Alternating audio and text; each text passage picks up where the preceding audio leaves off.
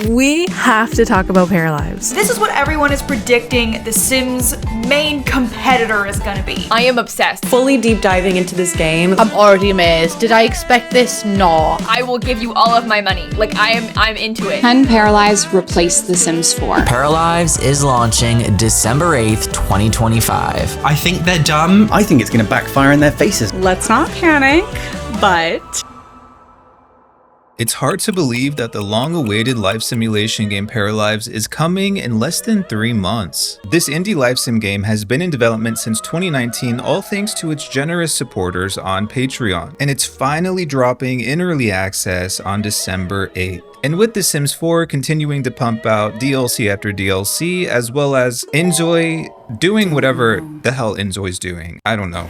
I do not envy the position Paralives is in right now, because this indie game will be situated right between two life sim behemoths made by mega corporations. So my question is, do we have reason to be concerned about Paralives?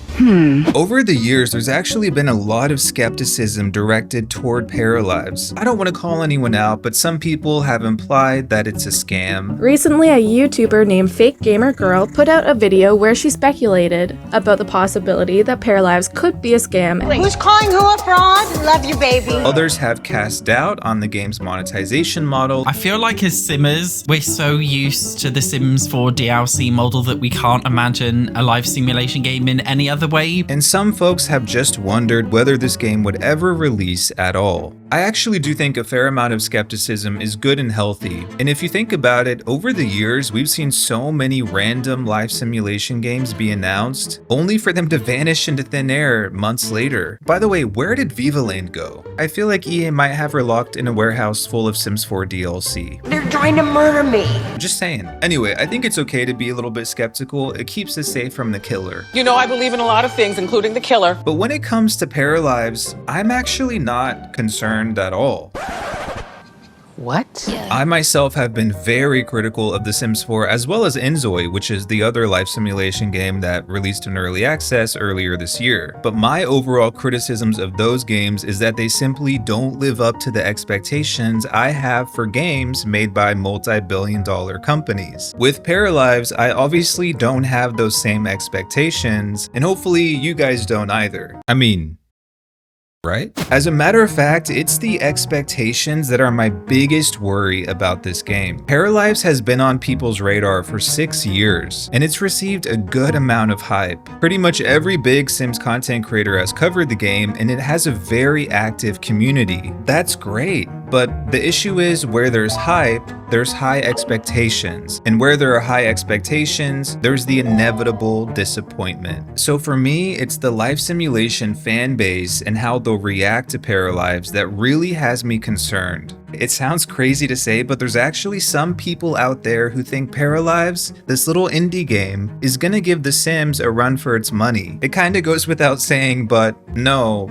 babes, this indie life sim is not a threat to the 25-year-old franchise made by a $38 billion company. I'm by no means trying to diminish or minimize the impressive work the Paralives team has done. And there's so many incredible indie games and indie studios out there, and they're often the ones that are innovating and pushing the limits within the gaming space. And to be honest, Paralives is already doing just that. When it comes to things like customization and building and decorating, Paralives is literally blowing these multi-billion-dollar companies out of the water. But it's still an indie game. If anyone thought the comparisons between Enjoy and The Sims were unfair, at least both those games are made by multi-billion-dollar companies with huge teams and tons of resources at their disposal. Actually, let me give you an idea of how small the Paralives team truly is with a little comparison. The other life simulation game that released this year, Enjoy, is backed by a company that earned nearly $2 billion in 2024 alone. Paralives is an independent studio with no investors that brought in less than $500,000 $600,000 in the same time period. I'm not really good at math, but I'm pretty sure that makes Paralives like 0.025% the size of Inzoi. But the differences don't end there. The Inzoi team has around 80 or 90 people in addition to separate teams at Krafton like its AI department, which have assisted with its development. Paralives literally has a team of 14 people, and for a lot of its development, it had less than 10. Inzoi was developed rapidly in like 2 years using mocap, 3D scans, and generative AI to create in-game textures, art, and music. Some people don't realize this, but the Zoids themselves aren't even original creations. They're actually modified versions of the Unreal Metahumans, which is a free character creation tool that literally anybody can use through Unreal. Paralives, on the other hand, has been developed slowly over 6 years without the use of AI. The musical composition, sound effects, and even the characters themselves are all original and made by humans. So yeah, Inzoi and Paralives are both live simulation games that released or will be releasing in early access this year, but that's where the similarities begin and end. The same goes for The Sims 4 and Paralives. These games could not be further apart, and our expectations as players need to be aligned with that reality.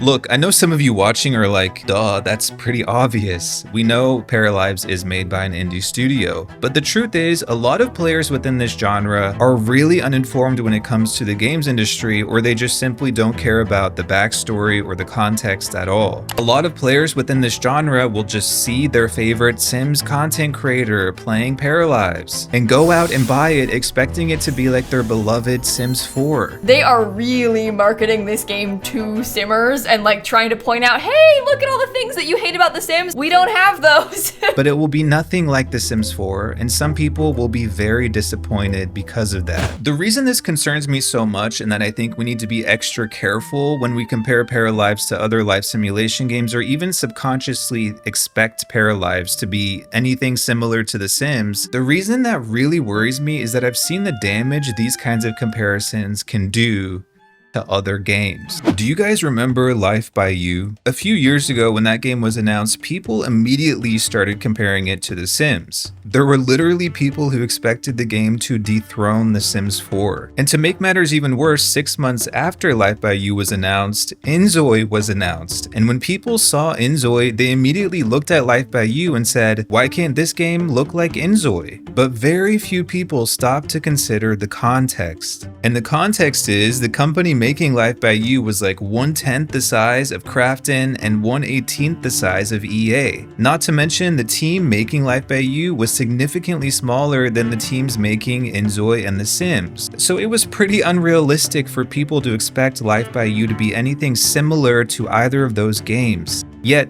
they still compared them. Nobody cared about the details, they were just furious that the game didn't look as good as Inzoi or The Sims. And look, I don't know if we'll ever have the full story about what happened to Life by You, but I believe the unrealistic expectations from prospective players did contribute in some way to Life by You's cancellation. Now, of course, there were other problems. You know, that game had a lot of weight to carry on its shoulders. And I'm definitely not saying it's all the community's fault that the game was canceled, but it's very clear that a lot of people did not stop to consider the details or the context behind this game and why it was the way it was. And I really don't want Paralives to go through something similar. So that is why I have very tempered expectations for Paralives. I believe it could very well be an excellent game. It's got a very talented team behind it with a great vision and a passionate community, and I really hope it's successful, largely for the following reason.